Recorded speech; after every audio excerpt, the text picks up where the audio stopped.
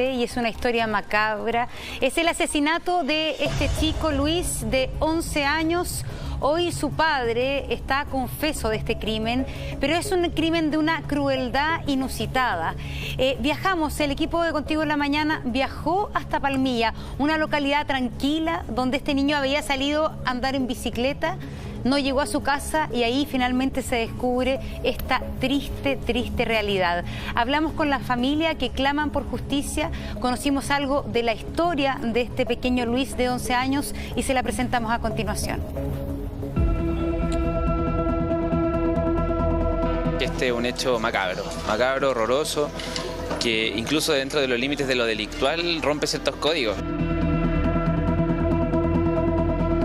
Es un tipo tranquilo, relativamente tranquilo, no, prácticamente él se preocupaba de su pega nomás. En este momento estamos en directo.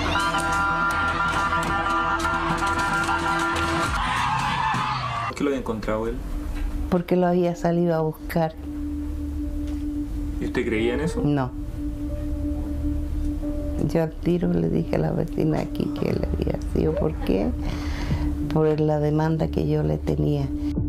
Por favor, ayúdenlo. Mire que la familia y toda la gente está destruida porque es un hijo. Mi hermana, tú me querís todavía. Y mi hermana le decía, no, tú ya no, ya era. Y cuando eran unos celos enfermizos, quizás. Sí, totalmente.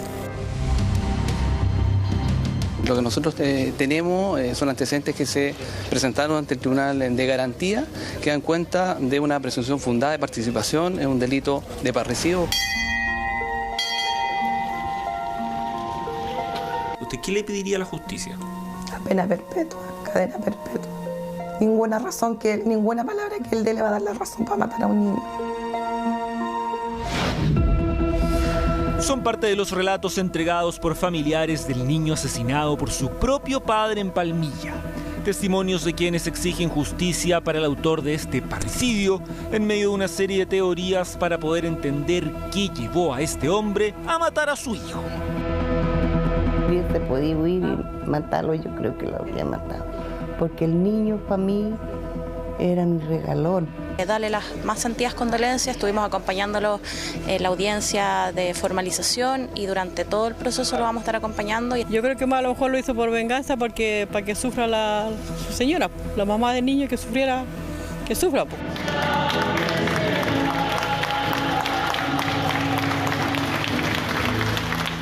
La tranquilidad de estas calles y este apacible pueblo de la sexta región contrasta con la realidad que viven sus residentes. Aquí en Palmilla hay consternación tras el crimen del pequeño Luis. Es su madre, Aister Parrayés, quien alza la voz tras confirmarse la autoría de su ex esposo en la muerte de su hijo. ¿Y usted no le decía a él que lo viniera a ver, a Luis? Yo siempre lo llamaba, incluso esa misma noche le pregunté, Luis, ¿has ido a ver al niño? No, voy a ir mañana. Siempre voy mañana o voy el domingo. Es a partir de este testimonio que recuerda su historia que incluso la llevó a casarse con Luis Díaz Espinosa. En ese lapso él nunca tuvo algún indicio de agresión ni hacia mí ni hacia mi hijo. En ese tiempo era buen papá, era buen dueño de casa. Y no había nada que reprochar de él.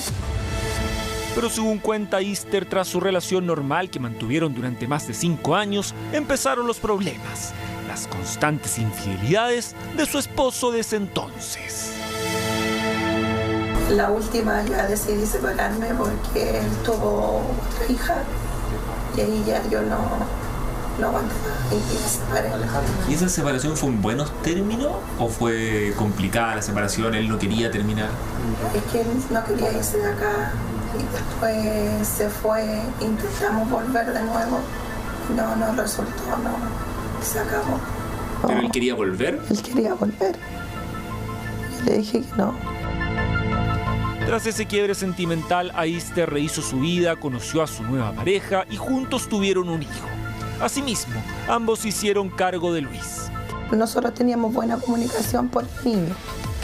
Siempre hablábamos y cuando me llamaba por teléfono me decía, hola mujer, si igual me extrañaba y cosas así hasta hace muy poco. Y yo le dije que yo no lo extrañaba para nada. Esa nueva vida familiar al parecer era vista con recelo por parte de Díaz Espinosa. Incluso con el tiempo, explica él, dejó de preocuparse por su hijo. ¿Qué habría pasado por la mente de este hombre? ¿La relación que él tenía con su hijo, cómo era? Antes era buena. Después de un tiempo se despreocupó de cierta manera del niño. No lo venía a ver. De hecho, ahora no lo veía desde la Navidad. Le vino a dejar un regalo y se fue. Y desde ahí que él no veía al niño. Yo creo porque él no quería, si aquí nadie le ponía pero para que lo viniera a ver. Tampoco tenía un régimen de visita, él podía venir cuando él quisiera. Ese descuido es el que llamó su atención. Después de no juntarse durante más de 2 meses con su hijo, el lunes 9 de marzo pasado, este hombre envió un mensaje por Instagram a Luis para juntarse con él en este sector de Lo Moscoso, en la sexta región. El detalle, le pidió que borrara la conversación de redes sociales. Esa noche mi papá encontró el celular y me lo pasó. Como yo me sé la contraseña, porque yo constantemente le revisaba el teléfono a mi hijo para ver con quién hablaba, de qué hablaba. Y le reviso, me fui directa a la conversación del papá, porque tenía más conversación. Y ahí decía que pidiera permiso para andar en bicicleta, que saliera a las 8:15 de la casa, perdón, 1:15 para las 9 de la casa, que se fuera por el callejón Lo Moscoso hacia adentro del río. Mi hijo le pregunta, ¿cuál es eso, papá? Y ahí le dio una referencia a la piscina del Horta. Le dice, no le digas a nadie, y antes que salga, borra toda la conversación. ¿Y su hijo no la borró? Mi hijo no la borró, y porque él no es de eso de andar con los teléfonos. Entonces él dejaba el celular en cualquier parte. Al reconstruir la historia de lo que ocurrió después, la versión de la familia apunta a que el niño dijo que iría a dar una vuelta en bicicleta. Así, ese lunes salió desde su casa cerca de las 8:45 de la noche, tomando esta ruta por calle Luis Cruz Martínez en dirección al oriente. Y yo todos los días le daba permiso, media hora, para que anduviera en la calle esta larga, y él siempre se daba una vuelta por la plaza, pero llegaba al tiro aquí, y siempre llegaba 5, 10 minutos antes aquí. ¿Ese día cuando él sale le dice a dónde va? No. Si él me pidió permiso para dar la vuelta igual que todos los días. Minutos después, tras no regresar a su casa, comenzaba su búsqueda. Yo cuando ya no llegó, yo le dije a la Olguita, yo voy a buscar a Luisito. No, mami, me dijo, yo voy en bicicleta. Y ahí fue a la plaza, fue a una canchita que ella iba un día a jugar a la pelota. Lo buscó en todas partes, fue al estadio. Fue al otro lado la otra población, vino hasta otra población de acá. Olga se la sí. Y fue a Cantarranas, todo, y ya me dijo, mami, no encontré a Luisito. Yo ya me dio, dije yo, este compromiso suyo, me quitó al niño. ¿Usted se refiere al papá de él? Sí. Extrañamente era el propio padre quien daba aviso de haber encontrado su cuerpo en una zona que el menor jamás visitaba. Jamás creo que el niño vino para este sector, jamás jugaba por este lado. Creo que jugaba en la rampa, en el sector La Galera que llaman, pero en este lado nunca. ¿Se le veía siempre en bicicleta? Creo que sí, creo que sí. Horas después, la policía confirmaba que el propio Luis había asesinado a su hijo. Los detectives realizaron un trabajo exhaustivo, un trabajo científico-técnico, recolección de evidencia, levantamiento de información, análisis de teléfono y de toma de declaraciones a personas cercanas al menor. Con todos esos antecedentes fueron expuestos al fiscal, cual llegó a la convicción para solicitar la respectiva orden de detención. Él llamó a mi hija, la Olga, que él había encontrado en el río al niño. Y la Olga le dijo, ¿y cómo está? Está muerto. Y es Rosa, abuelita del niño, quien fue la última en verlo y quien esboza una teoría que podría ayudar a entender la reacción del hombre. Según explica, como familia habían demandado a Díaz Espinosa por no pagar la pensión alimenticia, por la que debía cerca de 300.000 pesos. ¿Por qué lo había encontrado él? Porque lo había salido a buscar. ¿Y usted creía en eso? No. Yo al tiro le dije a la vecina aquí que él había sido. ¿Por qué? Por la demanda que yo le tenía. Luis, le dije yo, ¿y cuándo me vaya a depositar? Me dijo, ¿y de dónde quiere que le saque? Me dijo, pero Luis, tú estás trabajando. No tengo, me dijo. Y él me dijo, pasado mañana le deposito. No voy a depositar. ¿Puede ser esa la causa de la molestia del hombre o habría otra razón? ¿No cree que a lo mejor él sentía celos del cariño que tenía Luis hacia esta nueva pareja de su hija? Ay, por ahí podría ser. ¿Y por qué tenía él celos de eso? Porque el Han era cariñoso con él. Hans es en el fondo el padrastro de Luis. Sí. Entonces usted sabe que los niños donde le hacen cariño, se encariñan también. ¿Y esta persona estaba celosa? Yo creo. Ayer, en el marco de la formalización de Luis Díaz Espinosa, el padre del menor, se conocieron nuevos antecedentes respecto a cómo fue el encuentro entre el papá y su hijo y el acuerdo de juntarse que habrían tenido a través de Instagram. Efectivamente hubieron comunicaciones por parte del padre con el niño, lo reunió en el sector despoblado. Se lograron recuperar estas conversaciones donde efectivamente lo citaba en la ribera de un río. Nos constituimos con el Centro de Apoyo a Víctimas, que es un centro que presta un servicio gratuito, psicológico, social y sobre todo jurídico. La familia le quiero agradecer profundamente la confianza, puesto que han confiado en nuestro centro, darle las más sentidas condolencias. Estuvimos acompañándolos en la audiencia de formalización y durante todo el proceso lo vamos a estar acompañando. Tiempo antes me dijo que él quería que yo fuera su padrino. Yo le dije, yo te voy a esperar hasta cuando tú tengas tu edad, yo voy a ser tu padrino. Pero por favor ayúdenlo. Mire que la familia y toda la gente está destruida porque es un hijo. Si bien el juez solo autorizó a grabar un tiempo acotado de la formalización, lo cierto es que la justificación que entregó el hombre fue que estaba celoso de la relación que tenía Luis con su padrastro. Aquí estamos en presencia de una persona que presenta rasgos psicopáticos quizá, y nosotros vamos a agotar la investigación a tal punto de que podamos prescindir de la declaración eventual de él, porque él efectivamente confiesa y reconoce cierto hecho y da una declaración incriminatoria, pero había muchos indicios que ya lo apuntaban y los indicaban a él como el principal autor de esto. Por lo tanto, es difícil explicarle a la comunidad que el tiempo de la investigación se va a utilizar en recabar la mayor cantidad de prueba posible para poder prescindir de la declaración de él y no darle este beneficio que le está dando hoy la ley de poder colaborar y reducir así la pena, independiente que eso sea facultativo del tribunal. Los antecedentes nos parecieron más que suficientes como para efectos de determinar la prisión preventiva. Había incluso una declaración del mismo imputado que reconocía los hechos y por la gravedad del delito, los hechos la verdad es que son bastante escabrosos, se tomó esta decisión de adoptar la prisión preventiva en contra del imputado y con 120 días de investigación para que se realizaran algunas pericias de ADN, sobre todo en uno de los instrumentos que encontraron en el lugar de los hechos. Hoy la confesión que realizó el imputado es fundamental para la investigación y para determinar la pena que recibirá.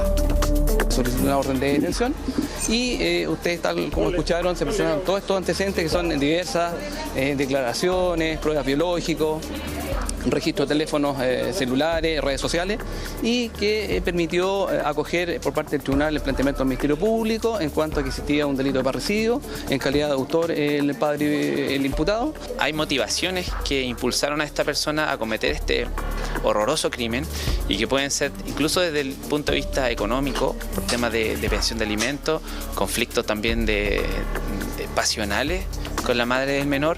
Por lo tanto, también necesitamos tiempo para recabar todos esos antecedentes y poder tratar de que los jueces en su momento apliquen el máximo de la pena. Tras decretar 120 días de investigación en este caso afuera del juzgado de garantía de Peralillo, la tensión fue total. Residentes de la zona llegaron a descargar toda su rabia en contra del carro que trasladaba al imputado. Ahí se saca en este momento, estamos en directo.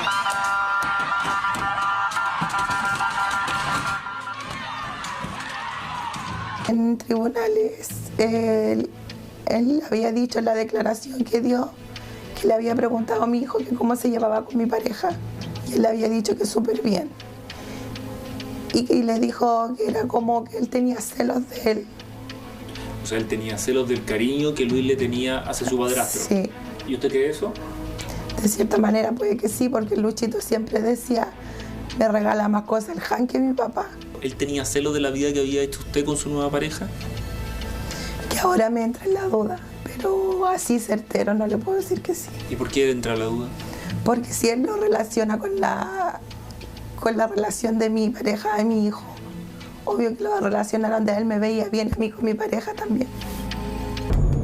Hoy esta madre trata de buscar una explicación, alguna hipótesis que ayude a entender qué pasó por la mente del hombre. ¿Usted cree que él lo planificó todo esto? Sí, porque como lo citó a cierta hora en cierto lugar y que fuera solo que después borrara la conversación. O sea, todo eso le hace pensar que esto fue planificado. Sí. Es su hermana Olga, que vivía con el menor, quien esboza otra posible razón para ayudar a entender qué llevó al hombre a cometer el parricidio. Una posible venganza. Yo pienso que venganza. Porque no tengo otra explicación.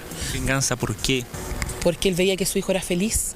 Porque su expareja, su ex señora, era feliz, tenía una relación linda con su actual pareja, se llevaban súper bien con el niño, lo sacaban para todos lados, cosa que a lo mejor él no hizo y vio que otra persona lo estaba haciendo, porque no encuentro otra razón.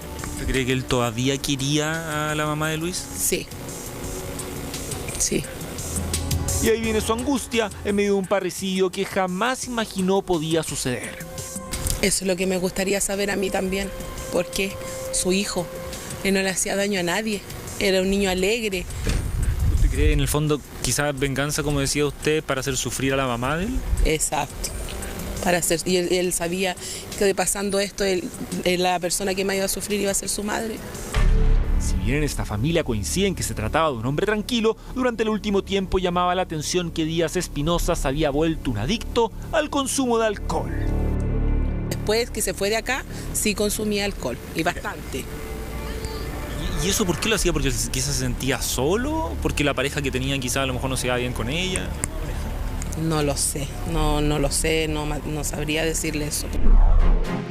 Quisimos tener más antecedentes acerca de Luis Díaz Espinosa, el autor del parricidio. 32 años. Vivió gran parte de su vida en la localidad de Palmilla, quien trabajaba en el área de producción de esta viña ubicada en el sector sur de esta zona rural. Hasta allá llegamos. Vamos llegando a la empresa donde trabajaba Luis Díaz Espinosa. Vamos a ver si podemos conversar con alguien acá de la empresa. Igual trágico, como matar a su hijo, todo. ¿Y acá las personas que trabajan en esta empresa qué hacen? Un viña, vienen, dejan vino y eso, producen. ¿De la producción? Sí. Él está encargado de eso aparentemente. Pues dice que sí. Ese impacto por lo sucedido del que nos habla este funcionario se repite en quienes trabajaron con él. Un muchacho tranquilo, se veía muy tranquilo. Me decían que era bastante reservado. Correcto. Harto reservado. Y cuando tú te enteras de que a él lo están acusando y de que él confiesa de que mató a su propio hijo, ¿cuál es tu sensación? Mal. Estamos todos mal. Sí, en la micro, en la locomoción ahí lo veía, pero nunca tuve un contacto con él de conversa. ¿Cómo se veía él? Se veía tranquilo, callado. ¿Hay algo que te haya llamado la atención de él? Yo pienso que a lo mejor era, no sé, era muy callado de más, no sé. Esa personalidad retraída es la que percibieron otras personas que lo conocieron.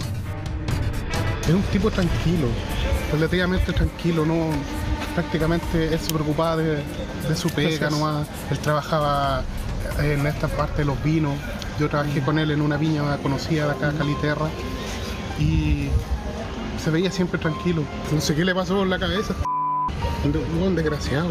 Incontrolable, como una persona con sus 5 sentidos pensar matar a su hijo, no sé, por una mísera pensión. Yo también doy una pensión alimenticia, pero nunca habría de terminar con mi hijo por evadir una porquería de plata. En la familia y cercanos a la víctima, en tanto, hoy prevalece una sola convicción: que el hombre explique qué lo llevó a cometer el parricidio. Si usted tuviera la oportunidad de hablar con él, ¿qué le diría a él? ¿Por qué lo mató? ¿Por qué lo hizo? ¿Por qué lo hizo? Que no explicara todo, ¿por qué? Esto en medio de una angustia permanente, una que no termina y que parece buscar una explicación de parte de esta comunidad. Yo creo que más a lo mejor lo hizo por venganza, para que sufra su señora, la mamá del niño, que sufra, pues como ella tiene su pareja, toda la cuestión, entonces yo pienso que eso fue el error que hizo él, para que ella sufriera más. a la justicia? ¿Le diría que le dieran cuántos años de cárcel a esta persona? Menos de 40, ¿no? No puede ser. Porque es un asesino. Miren, siendo niño, ¿para qué lo puñaló por la espalda? Dígame usted. ¿Usted qué le pediría a la justicia ahora? Que por favor haga justicia como debería de hacer. Porque por lo menos hacen justicia, ya los toman presos, a los 2 o 3 días están afuera y se van acostumbrando después. Así como le pasó a Luchito, le puede pasar a otro niño. Todo en torno a una triste despedida entre las decenas de personas que quisieron estar presentes en su funeral.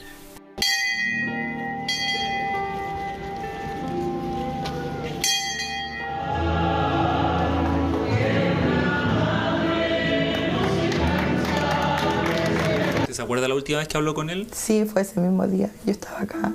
¿Qué hablaron? Estuvimos haciendo las tareas. Yo le decía, hijo, no comprendí lo que leí.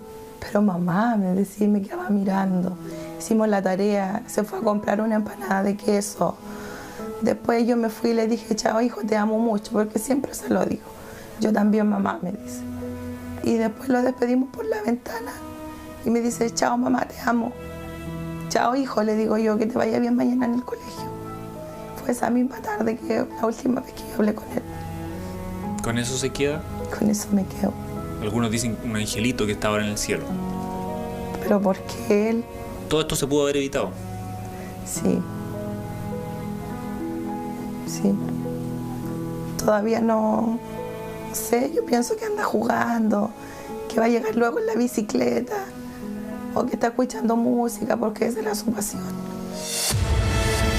Son los testimonios de quienes jamás pensaron tener que despedir a tan temprana edad a este angelito, como hoy le dicen.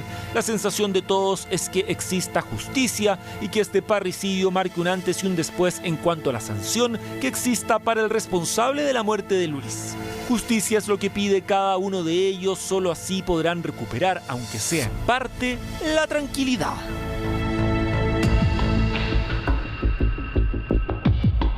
Era un angelito. Un buen niño, querido por su familia, por sus tíos. Vinculaban directamente al padre biológico y con los antecedentes existentes, el imputado reconoció su participación en los hechos investigados. El padre es la primera persona quien llega al lugar de los hechos y da cuenta a carabineros del hallazgo del cuerpo. Sí, de un principio no sé dónde sacó la fuerza el desgraciado para estar con nosotros, pero que se haga justicia.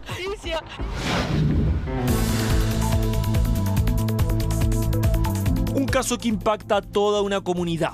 El cuerpo de un niño de 11 años que fue hallado en la ribera de un río de la sexta región, una serie de teorías respecto a su muerte y su padre, el único detenido quien es investigado por su responsabilidad en su deceso. El hombre confirmó ser el autor de la muerte de su propio hijo, celos de la relación que el niño tenía con su madre, parricidio por venganza o un crimen que fue fríamente planificado. El niño era muy humilde, muy cariñoso. Feliz, muy feliz, tranquilo. Algo inesperado. ¿Ustedes tenían antecedentes de lo que estaba pasando en la relación entre ambos? Nada. Esta es la tranquila localidad de Palmilla en la sexta región, una zona que durante las últimas horas ha visto convulsionada. Es precisamente en este sector que el lunes pasado un niño de 11 años salió desde su casa a andar en bicicleta. Eran cerca de las 9 de la noche. Desde ese momento, misteriosamente, se perdió su rastro y nada se supo de él. Así comenzaba una búsqueda infructuosa en todo este sector. Efectivamente, como más o menos, esto supuestamente 20 horas se extravió. Y yo estaba en Palmilla Centro, acá en una parte que se llama el Puente de Oro, estaba compartiendo con unos amigos y llegó una tía preguntando por él. Familiares y amigos comenzaron a recorrer la zona preguntándose qué había pasado con el menor, dónde estaba, por qué había desaparecido y si podían existir terceros involucrados. Costaba encontrar respuestas, más aún teniendo en cuenta las características de este sector, una comunidad tranquila que generalmente no es vinculada a hechos delictuales, ni policiales, ni menos a una desaparición. Rápidamente me dije yo, ya tenemos que cooperar acá, empezamos a buscarlo. Con otro amigo por allá por La Calera, Carabinero andaba de temprano buscando al niño. ¿Qué había pasado con el estudiante de séptimo básico? La búsqueda por la zona continuó. Fue así como pasada la medianoche del martes fue su propio padre quien coincidentemente encontró el cuerpo sin vida del niño a orillas del río Tinguiririca, el que presentaba varias heridas cortopunzantes.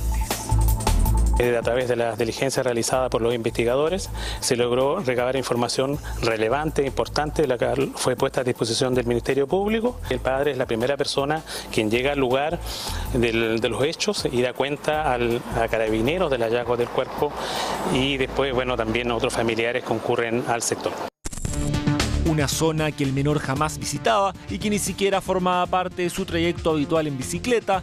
Esto sin duda hasta ahora llama la atención de su círculo cercano. Jamás creo que el niño vino para este sector, jamás jugaba por este lado.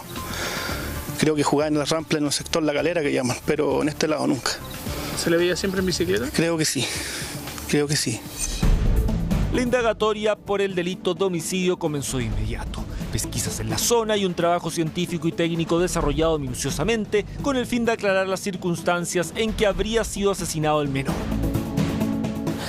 Concurrimos hasta el sector de Palmilla ante una solicitud del fiscal del Ministerio Público apoyado por peritos del Laboratorio de Criminalística Regional Rancagua y detectives de la Brigada de Investigación Criminal Santa Cruz a efectuar el trabajo científico técnico por el hallazgo de un cuerpo en el sector apartado de la ciudad, el cual presentaba algunas lesiones. Pero el caso daría un vuelco radical, un giro que en esta zona nadie imaginaba y que la policía, tras una acuciosa investigación en que la toma de evidencias fue clave, detenía al principal sospechoso en la muerte del menor. Se trataba nada más y nada menos que de su propio padre biológico.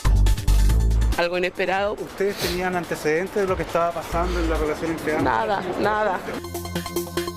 Nadie en la familia del menor puede entender qué pudo ocurrir ni qué motivos pudo tener para terminar con la vida de su propio hijo. Terrible.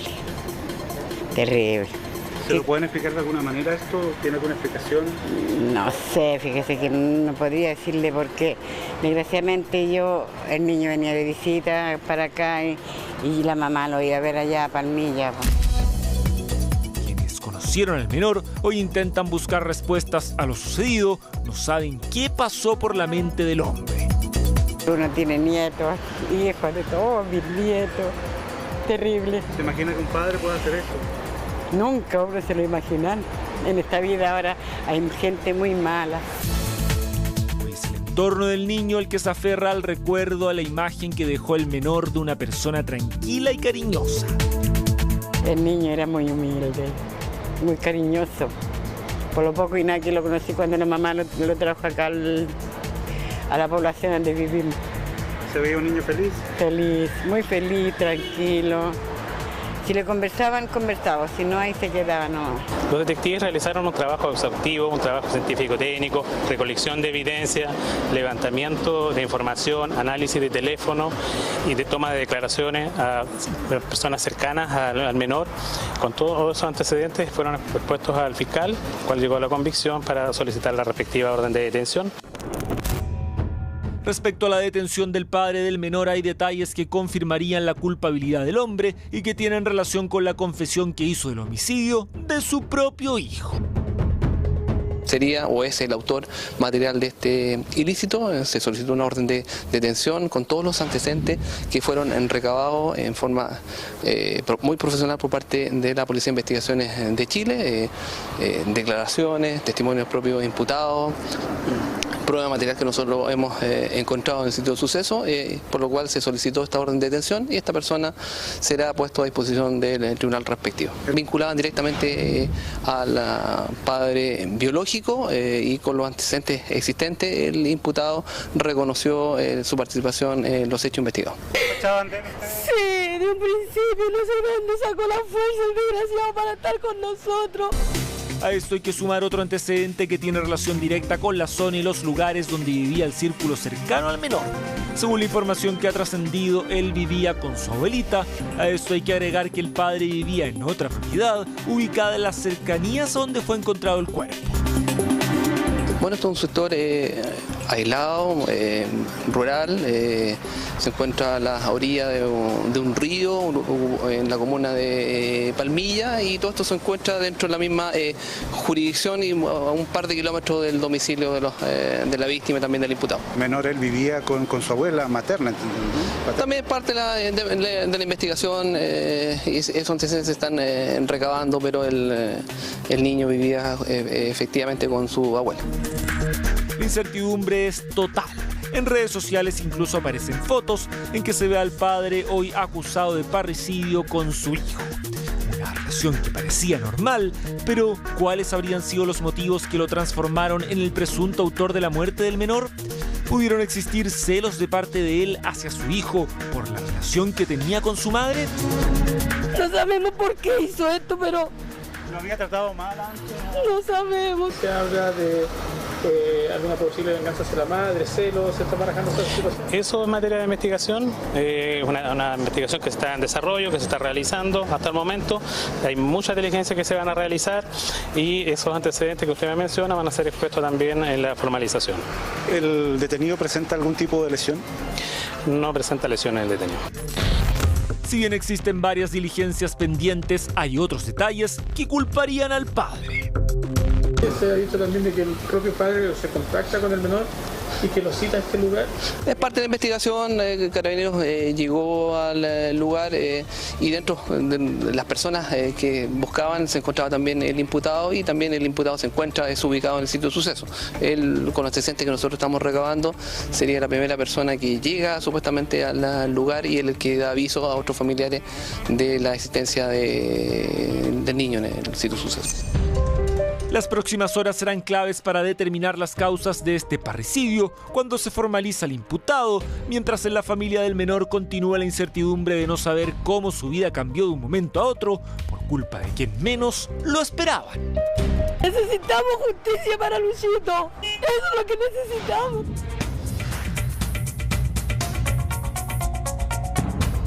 Hoy quedan los recuerdos de este niño fanático del deporte, la bicicleta y el fútbol, estudiante de séptimo básico que tenía toda una vida por delante. Que se haga justicia es la consigna de su madre y su familia, que exigen que se aclare la muerte del pequeño, una muerte inesperada de la que aún quedan preguntas y dudas que descifrar. Hay una muerte horrible que la verdad es que a nosotros nos ha tenido consternados. Me imagino la pena, la impotencia que sienten su madre y su tía. Estamos aquí en contacto con Aister Parragués, ella es la madre del pequeño Luis, y también con Olga Parragués, su tía.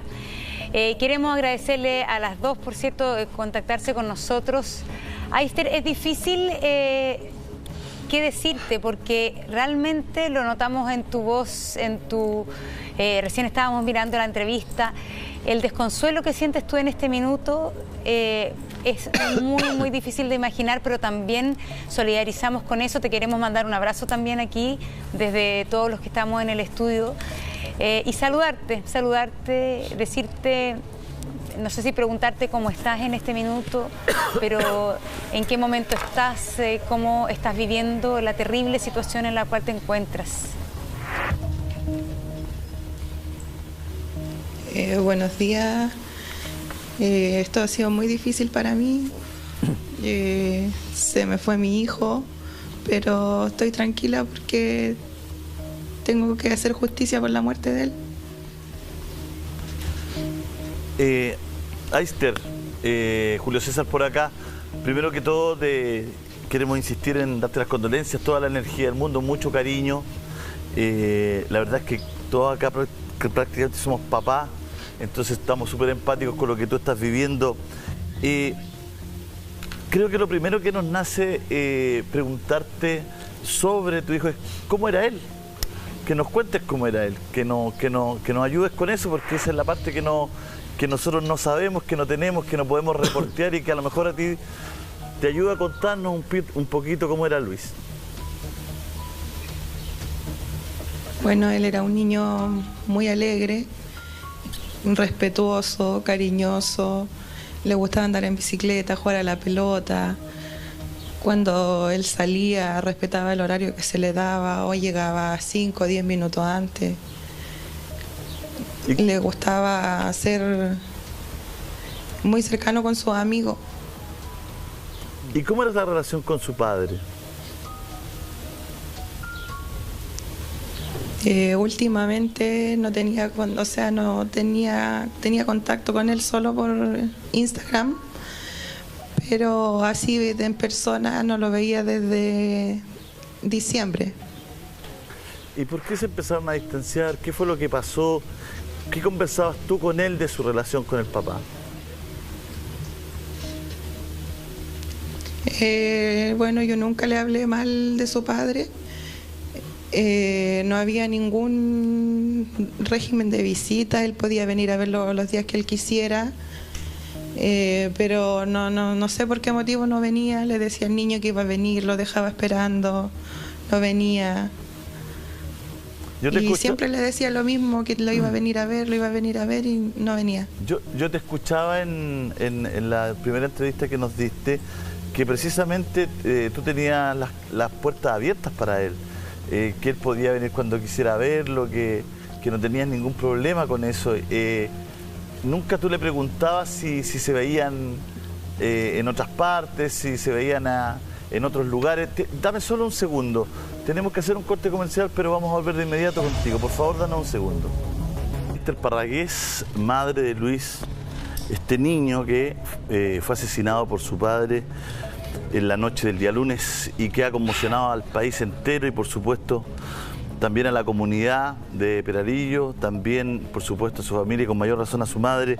Estamos con Esther conversando. Esther, estábamos encontrando un poquito, estamos conversando contigo para encontrar un poquito el camino de la relación de tu hijo con su padre, y yo escuchaba con mucha atención la nota cuando tú decías, siempre tuvo las puertas de la casa abierta, siempre pudo venirlo a ver acá a la casa sin ningún problema, independiente de quizás que ustedes no fueran pareja, pero él se comunicaba por Instagram y tú sabías si se juntaban en otras ocasiones, si estaba esa confianza en una esquina, en una plaza, en un parque a hablar.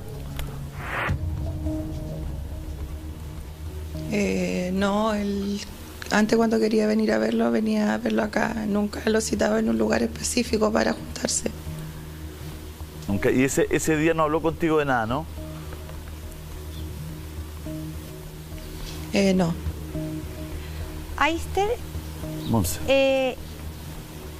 Tu hijo, en ese sentido, tenía una relación, él era cercano a su padre, se sentía en confianza con él, o era una relación difícil la que tenía con su padre.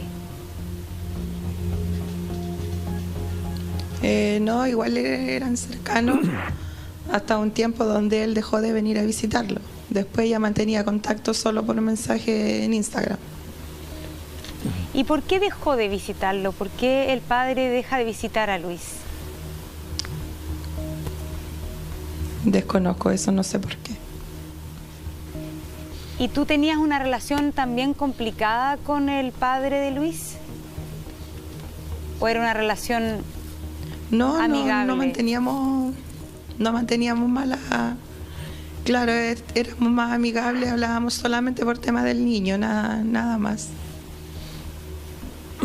¿Y tú no identificas algún minuto, algo que te diera alguna señal de que algo así podía ocurrir? ¿Nunca alguna actitud de él te llamó a ti la atención, te levantó una sospecha? No, solamente que no nos explicábamos por qué no venía a verlo.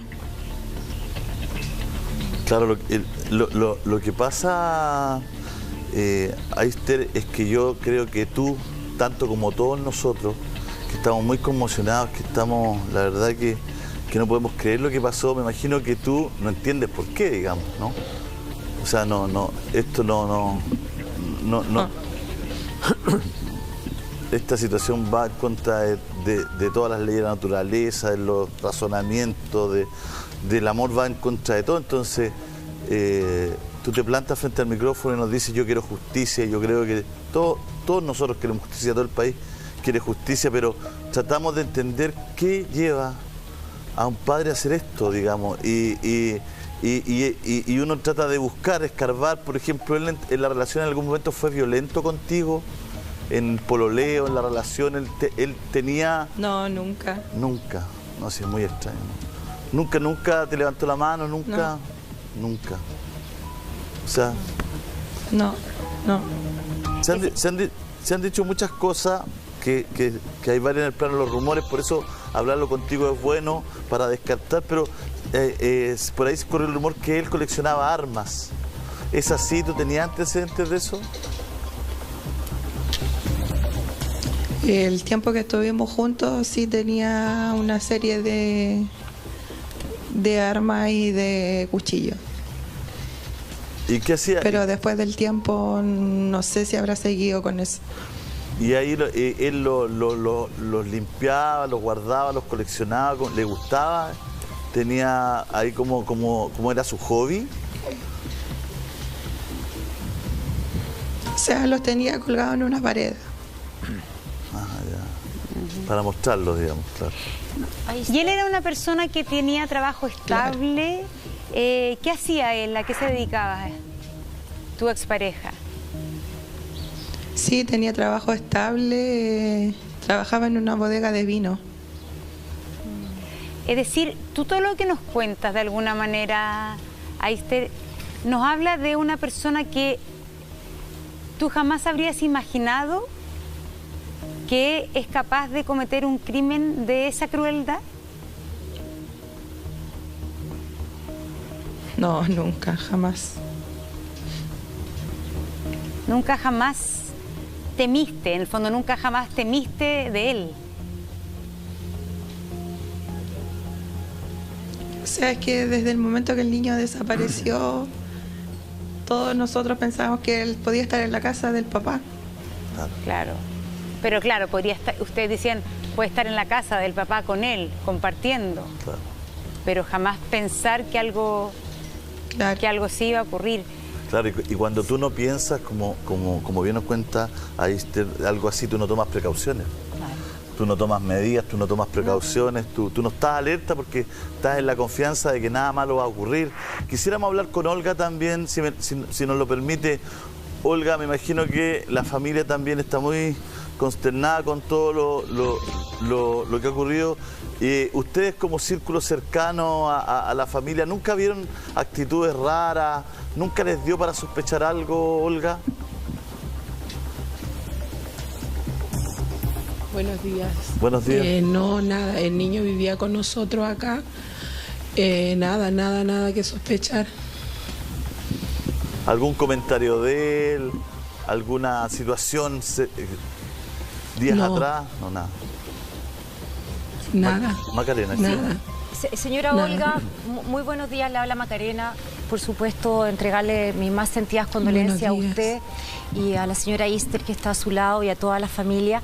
Y preguntarle también, porque ayer tuvimos la oportunidad de conversar con el abogado, recuerdo su nombre, que era Nicolás, y él narraba que previo a esta cruel situación, vivía el día lunes, habían testigos que decían que este hombre, don Luis Díaz, había comentado que él le daría como una especie de amenaza a la madre, a la señora Aister, diciéndole que la lastimaría por donde más le duele.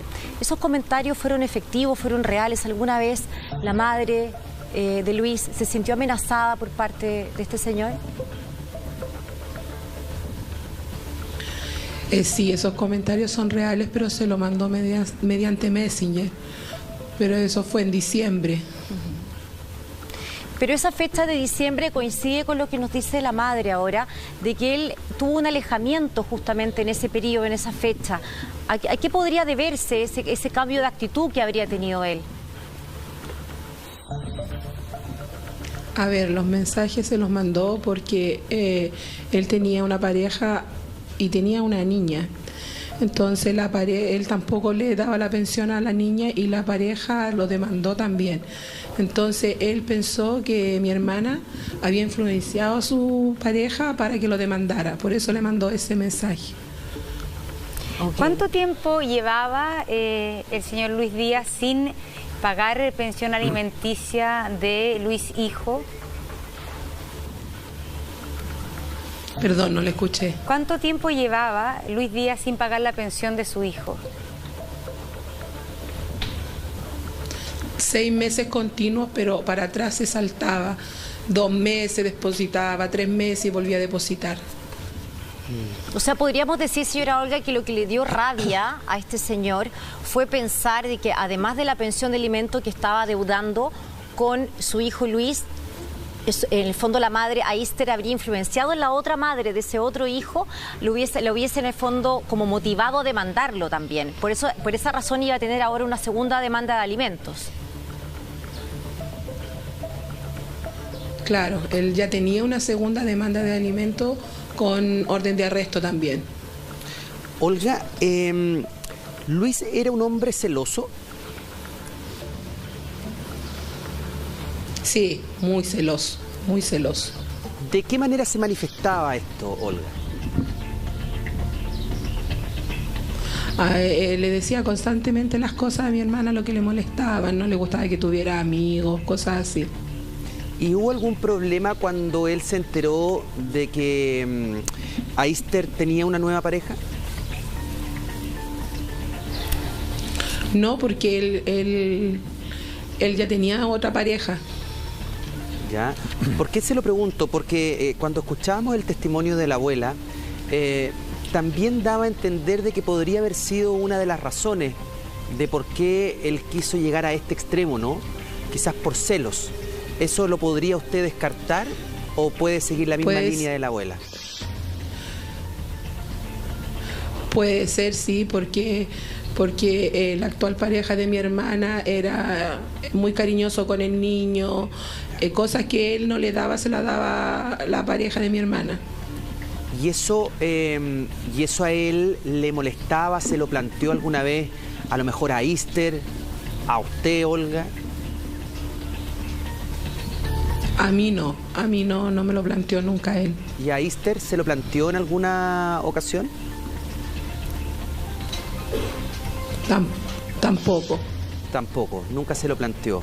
Sin embargo, hay una cosa que me llama la atención, Olga, Aister, que Luisito, el niño, le importaba mucho a su papá. Uno puede darse cuenta que su papá le manda un mensaje y él sale al tiro a encontrarse con él. Es decir, más allá de que esta pareja lo quisiera, fuera cariñoso o no, su papá era su papá para él. Obvio. Él amaba a su papá porque él siempre cuando le decía que iba a venir, él pasaba todo el día sentado afuera esperándolo y no llegaba. Y después lo volvía a citar otro día y el niño afuera. Y después se fue alejando el niño de a poco cuando él no empezó a visitarlo. Claro, pero debe haber tenido él, haber cargado con una tristeza y una desilusión muy grande. Y a mí me llama tanto la atención y me da tanta pena pensar que su papá le mandó un mensaje y él al tiro toma su bicicleta y sale a encontrarlo. No sé. Es decir, es que eso es lo más... Porque así serían las ganas de ver a su papá. Claro, esas eran las ganas de ver a su papá. Imagínate, y a pesar de que su papá finalmente lo había dejado plantado, a pesar de que él se había desilusionado, hay una cosa de los niños de amor que como que perdonan porque finalmente el papá haya hecho lo que haya hecho, es su papá y él lo echa de menos. Entonces quiere verlo, le tiene confianza, porque él partió confiadamente a encontrarse. Incluso su papá le dijo una ruta, un lugar que él no frecuentaba, nos contaba Aister en la nota. Y él va confiadamente. Y eso me imagino... el niño no era de salir para esos lugares. Claro, no era, él era, nos contaba también la abuela en la nota lo obediente que era Luisito.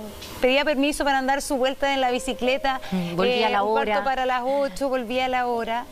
Entonces también aquí hay, yo creo que me imagino que para ustedes eso también es muy doloroso. Saber que el niño tenía una carencia de padre, que quería a este padre, y esta historia termina así. Sí, el niño, a nosotros por eso al tiro empezamos a buscarlo, porque el niño salió de acá de la casa y mi mamá le dijo que una vuelta en bicicleta, lo que hacía siempre. Y vimos que ya se había demorado más de la cuenta, que no sé, fue media hora, y nosotros empezamos a buscarlo al tiro.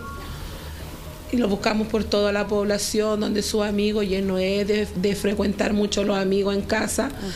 Lo buscamos por todos los lugares y después dimos al tiro cuenta a Carabineros. Fue algo muy rápido. ¿Y cómo era la actitud de Luis, del padre, cuando desapareció el niño? ¿Usted tuvo la ocasión de hablar con él? Porque él inmediatamente se unió a la búsqueda. Sí, lo que pasa es que llegó Carabinero acá y Carabinero me pregunta a mí que de quién sospechaba yo, quién podía tener al niño. Y a mí yo dije al tiro que el papá.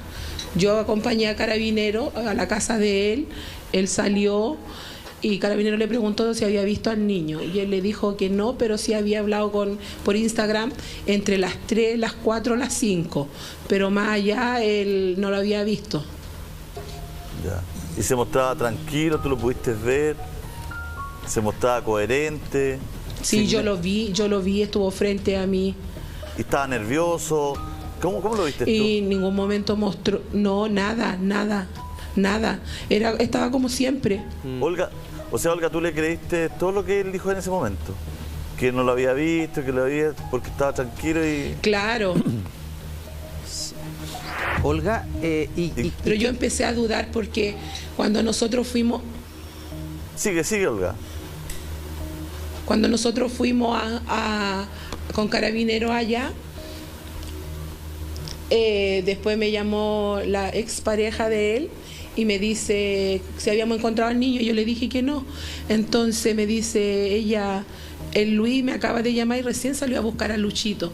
Pero en ese lapso de que nosotros fuimos con Carabineros, que me llamó ella, había pasado 1 hora y se supone, es obvio que si se te pierde un hijo tú sales al tiro. Lógico. No vas a esperar que pase 1 hora, 2 horas para salir a buscarlo. Lógico. Claro.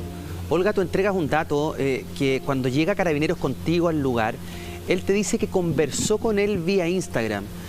Tú le preguntaste qué es lo que habían conversado, qué habían hablado en ese minuto, porque finalmente sí lo hizo, sí habló por Instagram para juntarse con él.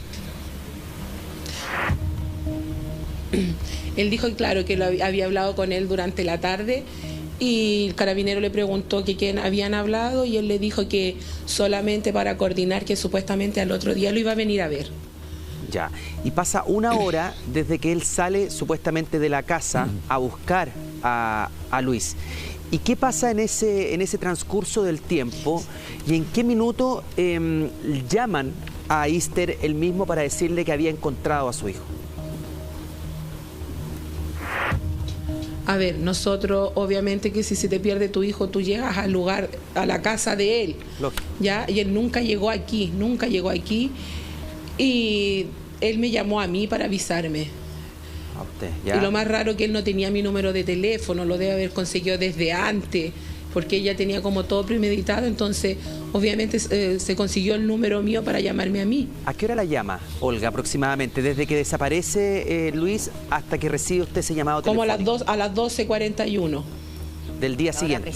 Él me llamó a las 12:41 y, claro, de la madrugada, y me dice que, textualmente, me dice, Olga, encontré a Luchito.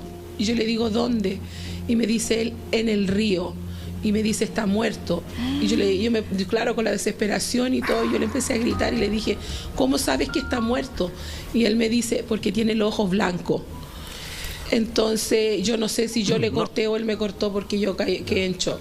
Olga, Olga, sí, tenemos que... Es muy bueno conocer la información, pero trata de contarnos las generalidades. Bueno, los detalles no, porque... No es necesario. Y Olga, perdón, pero aquí se nos viene una duda. ¿Él encontró a Luis en la noche o en la mañana, al mediodía? Era a las 12:41. No, en la noche. En la madrugada. La madrugada.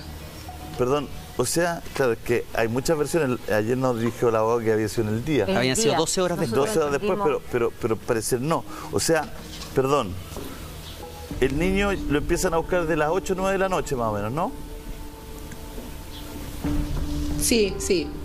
¿Tú a qué horas vas a la casa del papá? Cuando lo ve y cuando él te dice que habló con él en la tarde y todo eso. Como 20 para las 11 o cerca de las 11. Cerca de las 11. A las 12, más o menos, él salió a buscarlo, sí, por lo que te dijo la pareja. Y en 40 minutos después te llamó inmediatamente. Claro. No se demoró nada, claro. Claro, sí, o sea, ante esa evidencia, claro, 40 minutos. Parece que él habría perpetrado el hecho también entre 9 y 11 de la noche, 9 y 10 de la noche antes de que tú fueras. O sea, seguramente en esa hora quizás él pudo haber acomodado alguna situación en la casa. Claro, porque acuérdate el dato de las 20:45. Claro. Que a esa hora se iban a juntar en el río y la abuelita le da permiso porque él siempre sale a pasear durante media hora. Entonces calculaban los tiempos, que era un horario más o menos parecido. Olga, ¿cómo notaste la voz de él cuando te llama y te comunica la noticia? Igual como cuando fuiste a la casa, tranquilo, o se notaba la desesperación de un padre que ve a su hijo que está fallecido? No, él de primera me dijo tranquilo, pero después se puso a llorar. Ya. Y después existe la versión de Carabineros, o él va a Carabineros, ¿o no? ¿Cómo es esa situación ahí? Él confiesa, va directo a Carabineros, tú llamas a Carabineros. Claro, había muchos vecinos porque aquí esta comunidad es toda unida, entonces entre todos salimos a buscar al niño y había muchos vecinos acá y cuando me informó a mí lo que había pasado el papá, yo me puse a llorar y se acercaron todos los vecinos y los vecinos de acá llamaron a Carabineros. Ya, ¿y tú sabes si él va en ese minuto a Carabineros? ¿Él espera ahí? ¿O espera en el lugar? No, nunca fue. No, porque él espera en el lugar. Espera en el lugar. Claro, es que aquí está la parte del relato que nosotros tenemos. Olga, es súper significativo tu relato porque tú, sin buscarlo, estuviste en todo momento y aclaras las dudas que todos tenemos porque tú ya nos vas cerrando la situación y ya nos parece mucho más lógico lo que tú nos cuentas por horarios, por todo, porque, claro, tú fuiste a buscarlo, tú pudiste hablar con él, después te llamó la ex, después te llama él, o sea, tienes todo el relato muy claro. Te pido que nos esperes solo un segundo, tenemos que irnos a una pausa, pero volvemos de inmediato con Olga que nos está relatando toda la situación. De vuelta aquí contigo en la mañana, estamos con la madre de Luis, estamos con su tía Olga, ha sido una testigo privilegiada de todo lo que ocurrió después del momento del crimen, por eso estamos también conversando con ella, tratando de ir en la cronología, porque claro, fue tan reciente que se hablan de temporalidades que no son las correctas y tú, Olga, nos estás contando realmente cómo fue todo el tema del horario, ¿no es cierto? Tú nos cuentas que fuiste con Carabineros a la casa de Luis porque de una manera muy lógica, además, ustedes pensaron, si el niño no está con nosotros y se ha demorado más, seguramente la única posibilidad que estés con el papá. Ahí tú te diriges a Carabineros. ¿Esa distancia es larga? ¿A dónde vivía él? ¿Dónde vivía Luis con ustedes? ¿Es una distancia larga en vehículo? ¿Fueron a pie? ¿Cómo fue eso? Fuimos con Carabineros en el móvil y no es larga, no sé, es menos de 5 minutos, 5 minutos. Ya, son prácticamente vecinos. En 5 minutos estaban allá. Ya, perdón, estamos recapitulando para llegar al lugar donde estábamos conversando. En ese momento, Carabineros golpea la puerta, tú estás con ellos y le preguntan si está el niño con él.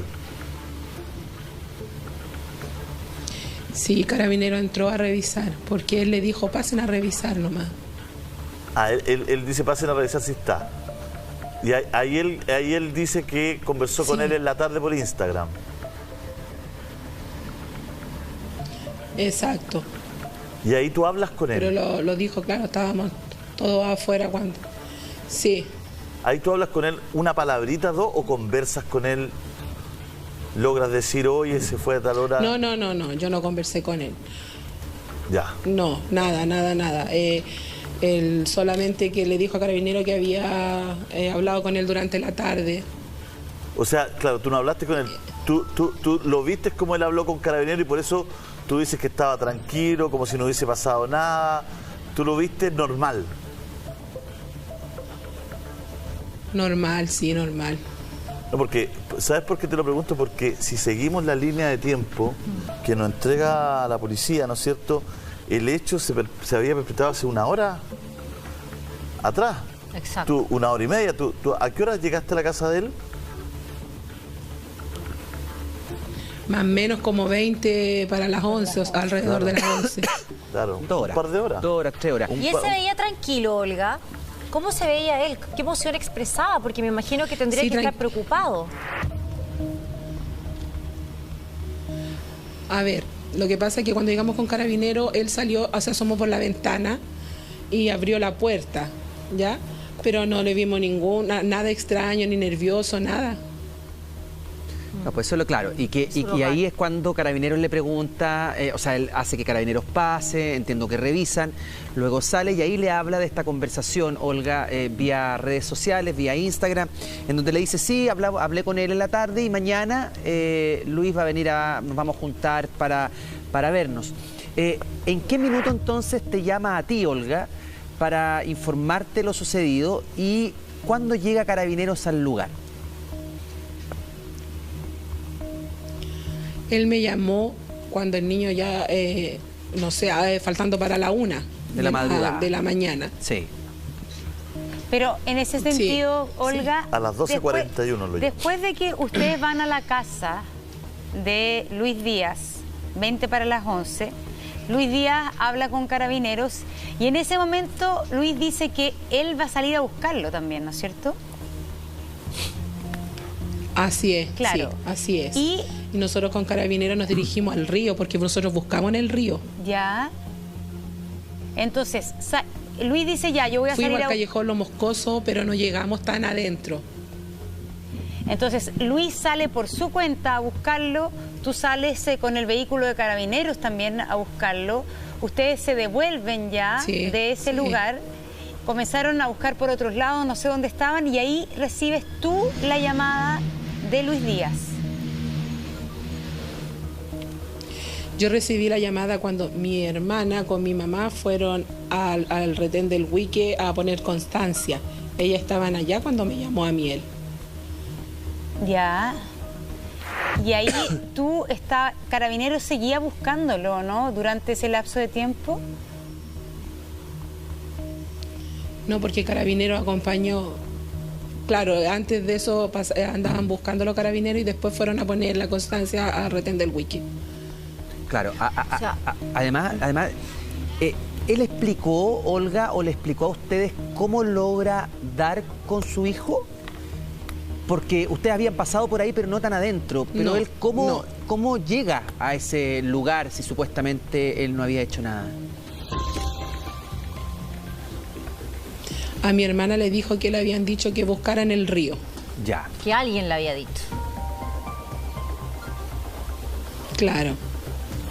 Ya. Ahora, o sea, claro, eso tiene un relato, pero él llega entonces... directo porque acuérdate que Olga nos entrega un elemento muy importante, que usted recibe un llamado de la expareja de Luis, ¿no? Claro, sí. Olga recibe un llamado de la expareja de Luis, le dice, Luis salió recién a buscar al niño y había pasado 1 hora, ¿no?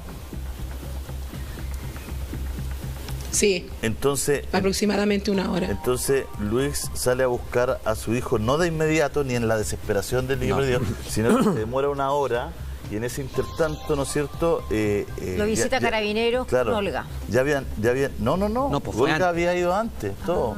Después de que ella se entera y todo, ¿no es cierto?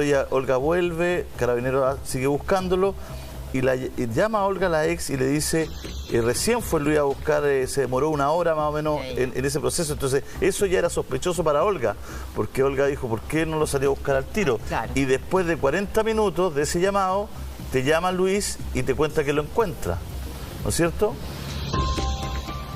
Así es. ¿Tú le informas? Sí, así es. ¿Tú le informas a Carabineros que Luis lo encontró? Yo no, fue una vecina de acá porque yo no podía ni siquiera hablar. Claro, tú entras en estado de shock, todo, pero tú dices que encontraron a Luis y todo, y una vecina llama a Carabineros y va al lugar de los hechos, y en el lugar de los hechos permanece Luis. Exacto, sí, así es. Y después de todo ese proceso esto a las 12:40, 1 de la mañana, desde la 1 de la mañana, durante esa noche, ¿dónde queda Luis? ¿Queda detenido? ¿Se va a su casa? ¿Queda en el lugar de los hechos? No, porque yo después, bueno, me descompensé, me desmayé, me llevaron al hospital y de vuelta yo quise ir a ver dónde estaba el niño porque a mí me cabía la duda porque nosotros con Carabineros andábamos allá. Entonces yo quería saber si es que nosotros habíamos pasado por ahí donde estaba el niño. Claro. Y él estaba ahí al frente mío, ni siquiera... No sé mucho, no sé qué palabra decir porque él estaba ahí, ni siquiera se mostraba arrepentido ni nada.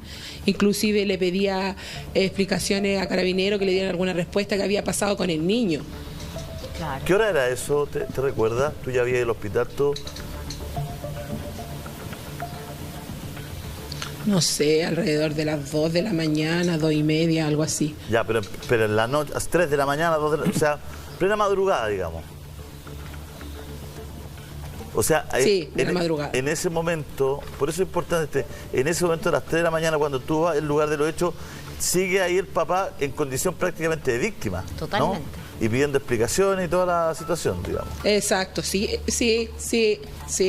así es. O sea, hasta ese momento, Olga, él mantiene este relato de su inocencia y el desconocimiento de lo que le habría pasado a su hijo. ¿Qué pasa entonces, o en qué momento él confiesa o es detenido? A ver, a nosotros tampoco los percatamos que él se iba detenido porque la PDI nos dijo que teníamos que ir a declarar todos. Pero se lo llevaron a él solo primero y después nosotros los teníamos que ir a la PDI. Y ahí nosotros, claro, después al ver las noticias y todo, nos percatamos que ahí en ese momento ya se lo llevaban detenido a él. Porque nosotros pensábamos que iba como a dar declaración nomás. ¿Y eso ocurre durante la mañana del día martes? Sí. Él declaró de los últimos y ahí ya empezó a declarar, o sea, se declaró prácticamente culpable. O sea, no pudo sostener más su mentira. Apenas empezó a declarar, él empieza a confesar, ¿no? Sí, porque nos tomaron declaración a todos nosotros primero y después lo hicieron declarar a él y ahí ya se vio acorralado y no le quedó de otra. Perdón, esto es importante por lo que hablábamos ayer con el abogado. Cuando ya empieza a declarar Luis, ¿ustedes ya habían encontrado el teléfono de su hijo? Sí, mi papá encontró el teléfono porque yo siempre le estoy revisando el teléfono a mi hijo, con quién habla, qué tipo de cosas habla. Y ese día tenía varias conversaciones antes que con la de él y yo me fui directo a la conversación que tenía con él. Y ahí salía todo detallado. Y lo más que le recargaba que antes de salir borrara toda la conversación. Y ahí lo cita en el horario que sabemos, ¿no? Sí, le decía que saliera a 8:45 de la casa, que él se estaba bañando y iba para allá. Claro. ¿Y qué lugar le dice? Porque un lugar que se ve ya es un lugar extraño. Hay cerca de ahí una banquita, alguna cosita, un parquecito. No, le dice que vaya por el callejón Los Moscosos al río, al fondo. Mi hijo le dice que dónde queda eso, como él no frecuenta para allá.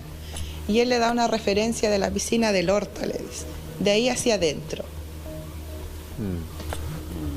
Ahora, claro, uno dice... ¿Sabe lo que pasa? ¿Por qué es tan importante? Porque uno siente, no sé Sergio, ¿qué siente usted? Que hay una premeditación, pero absoluta, al citarlo en ese lugar, una frialdad brutal, digamos, porque no, si hubiese, claro, está la posibilidad de que hubiese pasado algo en el momento, pero ¿por qué no lo citó a su casa? Claro. ¿Por qué no lo citó? Ven a tomarte un té conmigo, hijo, tomémonos un pastelito, o vamos a la placita acá y nos vamos a comer algo. O sea, acá esta cuestión es como, oye, lo cita a un callejón, Lo que pasa es que hay cosas que son bien simples y llamativas desde el punto de vista policial, y ustedes lo han aclarado bastante acá y lo han dejado bien en evidencia, de que, a ver, uno parte de que esta persona, ya el momento que Carabinero va a su casa con la familia a preguntar por el niño, él ya tiene todo claro de lo que él hizo. O sea, él sabía, y lo que él tiene que hacer con posterioridad a eso es demostrar una preocupación, sumarse a la búsqueda sin tratar de dejar evidencias que él es el autor.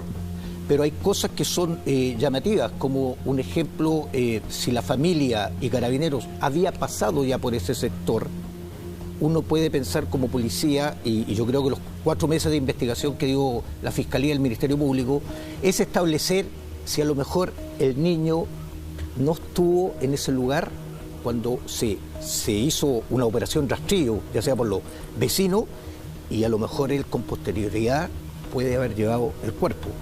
Se tiene que esclarecer eso. También es llamativo lo del teléfono, porque él le dice, borra todas las conversaciones. Entonces a lo mejor la familia en ese momento no tuvo el teléfono a la vista o no pudo haber revisado ese tipo de mensajes, y eso hubiera sido importante en ese momento para haber involucrado a esta persona. Claro, pero ayer el abogado, y aquí preguntarle a Ister, el abogado de ustedes comentaba que cuando llega la policía al lugar y estaba el padre ahí, él dice, yo no he tocado nada, yo no tengo nada que ver y yo no he tocado nada por si acaso. Claro. Eso también de alguna manera es sospechoso. ¿Sabes por qué creo que es relevante? Porque aquí, Ister, ayúdame con esto, creo que es relevante porque él tiene durante la noche la oportunidad varias veces de poder haber dicho, desde que Olga fue a la casa con Carabineros, de haber dicho, bueno, esto ocurrió, esto me entrego, digamos, ¿no es cierto? Y voy a colaborar con esto. Pero resulta que él no hace eso. Él engaña, miente, sale a buscar, después pide explicaciones a Carabineros y después, por eso es importante lo del teléfono, porque solamente cuando se ve acorralado, porque el niño encontró en un lugar el mismo que en Instagram dice que el papá lo citó. Sí. O me equivoco, Ister, ayúdame con eso.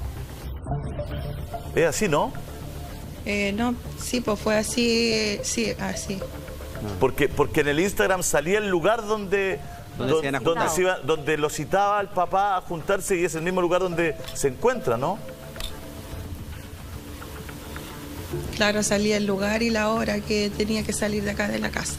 Claro. Ister, hablamos contigo y también me gustaría hablar con Olga para que nos contara su visión de esto, porque cuando vamos conociendo los detalles de la planificación, del intento de engaño que le hace a Carabineros y a ustedes, te preguntábamos a ti, Ister, y quería preguntarle también a Olga, porque tú, Ister, nos decías que él no tenía rasgos psicológicos que pudieran dar cuenta de que era capaz de un acto así, que tampoco había sido en ocasiones cuando era tu pareja ni violento contigo, ni violento con el niño.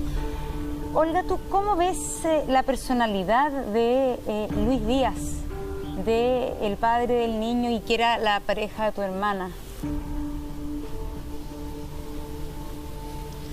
Yo viví mucho tiempo con él acá, ya, pero yo nunca, no sé, pues era una persona, era muy callado, sí, no era de mucho compartir, siempre estaba como más encerrado en la pieza, pero nosotros nunca pensamos que iba a ser algo tan macabro. La verdad, nunca se nos pasó por la cabeza. Cuando el niño se perdió, nosotros pensamos que podía estar con el papá, claro, para estar con él, pero nunca pensamos que le podía hacer eso. Y tú decías, claro, una persona reservada, eso no es ni un rasgo que uno pudiera hacerle sospechar nada. Y tampoco hay, la separación, por ejemplo, fue especialmente conflictiva, o él tenía algún problema de consumo problemático de alcohol, de drogas, algún rasgo que uno pudiera identificar, que pudieran explicar en parte esto que parece totalmente inexplicable. Es que por eso le digo, acá cuando vivía con nosotros él no fumaba, no tomaba alcohol, nada. Era un hombre sano. Y no era agresivo tampoco, según tú conviviste con él en lo cotidiano. No, jamás. Sí, jamás ni con mi hermana ni con nosotros acá, nada. Pero sí, Olga, tú mencionaste anteriormente que Luis sí era celoso. ¿Esos celos cómo se expresaban? De alguna manera, quizás no violenta, porque tú dices que no era un hombre violento, pero ¿cómo en el fondo tú podías distinguir esos celos? ¿Cómo celaba a tu hermana? Él le decía, le molestaba que tuviera amigos, no la dejaba salir o arreglarse ni pintarse, nada. Ese es un tipo de violencia, la verdad. O sea, esa manera de celar a las mujeres es un tipo de violencia también. Y respecto de cuando se termina esta relación con tu hermana y tu hermana comienza esta nueva relación de pareja, ¿en ese momento aumentaron los celos de él? ¿Hubo una especie de acoso? ¿Había algún tema psicológico? No, nada, porque él cuando se separaron mi hermana con él ya tenía una pareja antes. ¿Él ya tenía una pareja? Sí, él ya tenía una pareja hace rato, estando con mi hermana. Claro, y es la pareja que llama también, después te llama a ti, Olga, para contarte que él había salido 40 minutos después. Hay una información que aparece en el diario El Rancagüino, y te lo quiero preguntar a ver si es real o no es real. Que dicen que desde la policía dijeron que el papá había confesado celos, porque el niño dijo que se quería ir a vivir con su mamá y el padrastro. ¿Eso es así? No. En cierta parte es así, pero no todo es verdad. A ver, cuéntanos un poquito. Claro, tenía celos, pero... Él tenía celos, pero no porque el niño se iba a vivir con ellos, sino que él tenía celos porque la actual pareja de mi hermana le daba mucho cariño, se preocupaba por él, era como más el papá la pareja de mi hermana era como más el papá él que la otra persona. Claro, y eso en algún minuto Luis se lo planteó a Aister, se lo planteó a ustedes. ¿En qué minuto se empieza a notar esos celos en contra precisamente de la pareja de tu hermana? No, en ningún momento. Si nosotros supimos cuando fue la formalización, ahí nos enteramos. Si no había mostrado, no nos había dicho nunca nada a él. ¿Y qué confesó él? Porque cuando va a Carabineros, claro, él confiesa, dicen. ¿Pero qué confesó? Confesó que había matado a su hijo, ¿por qué? Por lo que le estaba diciendo, por celo. Ok, o sea, él reconoce entonces, él reconoce que esa es la razón, ese es el punto. Por esa razón él decide quitarle la vida a su hijo. O sea, estamos frente a una persona que él sí puede rehacer su vida, pero se molesta mucho porque su expareja pueda rehacer su vida. Exacto. Estamos frente a una pareja que él sí puede completamente descuidar a su hijo por lo que sea, pero estamos frente a una persona que le molesta que la pareja de su mujer, ¿no es cierto?, tenga un vínculo con él. Estamos frente a una persona que de verdad solo vela por él, bueno, filo, da lo mismo, ¿no? Realmente... yo creo que es lo que pensamos todos, no es para qué decirlo, ¿no es cierto? Pero ante esta situación, ¿no es cierto?, a pesar de todo esto, lo que a mí más me frustra y me da impotencia, Monse, es que nunca ustedes pensaron que podría llegar esta persona tan lejos, ¿no? Entonces nunca tomaron las medidas de decirle, oye, no te juntes con tu papá, o cuando él te llame, dinos, o anda o tú, Olga, decirle, va a querer ver a tu papá, va a ir conmigo, se juntan en la esquina, yo me quedo ahí atrás, ¿no es cierto? Nunca tuvieron una señal para ustedes poder tomar medidas, ¿no? A ver, claro, nosotros siempre le decíamos que si el papá lo llamaba, que nos dijera, porque él podía llegar a la casa, él nunca se le prohibió que llegara a la casa a ver al niño, pero sí que no lo podía sacar de acá. Podía estar con el niño todo el día si quisiera, pero aquí en la casa. Nosotros le decíamos a él, al niño, pero no sé qué pasó ese día, que el niño no nos comentó nada, serían tantas las ganas de ver a su papá que no nos comentó nada.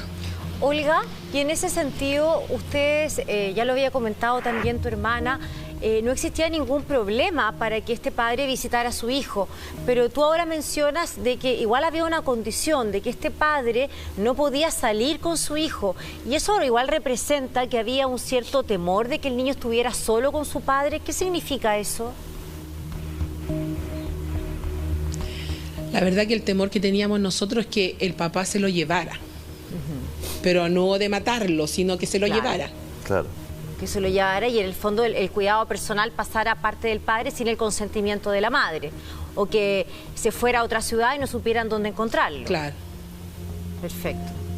Eso es. Claro.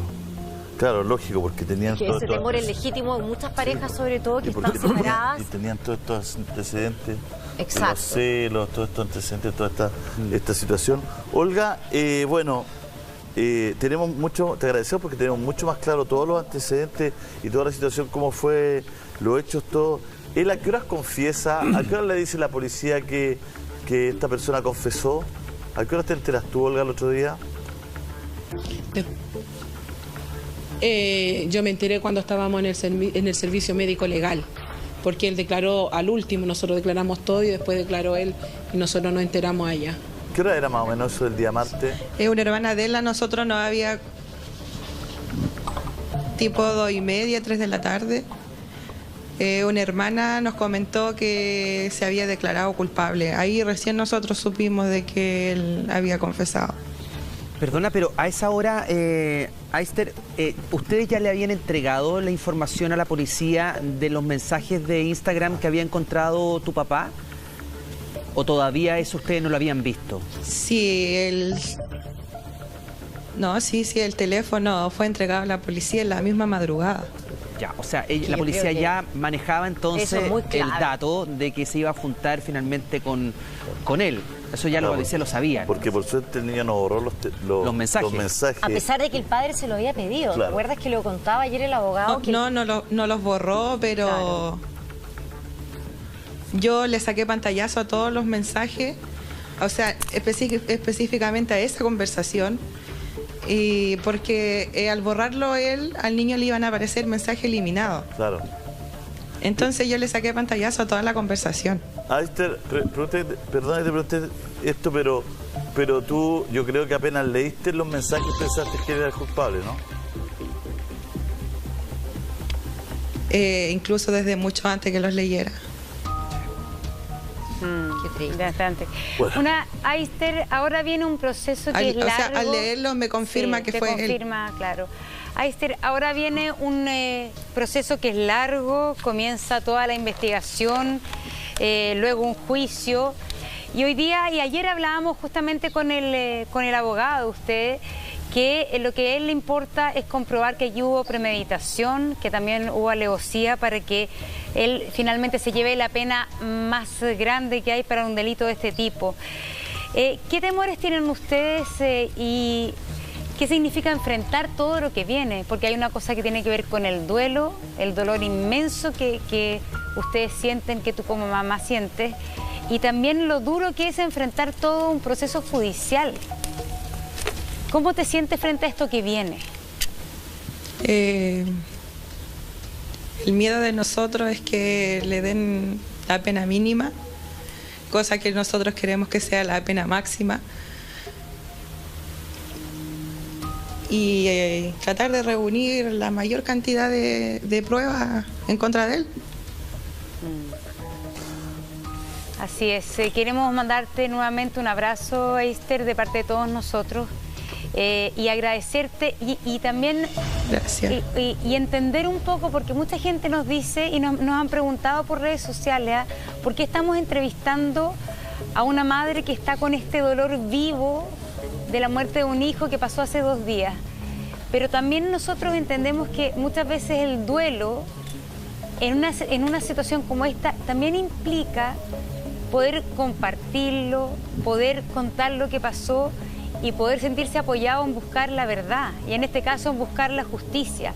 Y es por eso que nosotros también hemos tratado de hacer también esta entrevista con el máximo cuidado posible, pero también entendiendo y compartir con la gente que muchas veces en la sociedad creemos que guardar el dolor es lo mejor, y yo te lo digo personalmente también, a veces el compartir el dolor es algo que sirve mucho. Y no sé si es tu caso, pero espero que así lo haya sido de alguna manera. Claro, igual para nosotros aclarecer todo lo que ha pasado, porque hay varios rumores que en realidad no son así.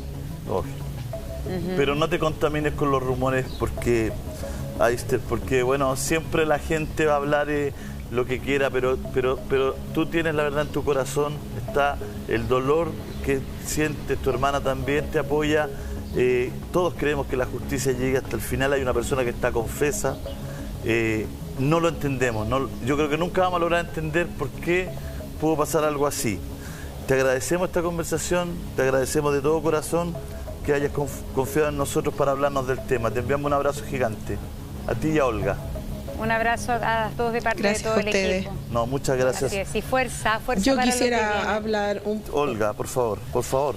Yo quisiera hablar un poquito, quisiera aprovechar las cámaras para agradecerle a toda la comuna de Palmilla y a todos sus alrededores, a la alcaldesa, porque fueron un 7 con nosotros, un apoyo total, y nos dimos cuenta que el niño era demasiado querido, y eso a nosotros como familia nos deja bien tranquilos. Y nada, solamente dar las gracias a todas las personas que nos acompañaron en este momento difícil. Gracias a ti, Olga. Te enviamos un beso gigante. Gracias. Bueno.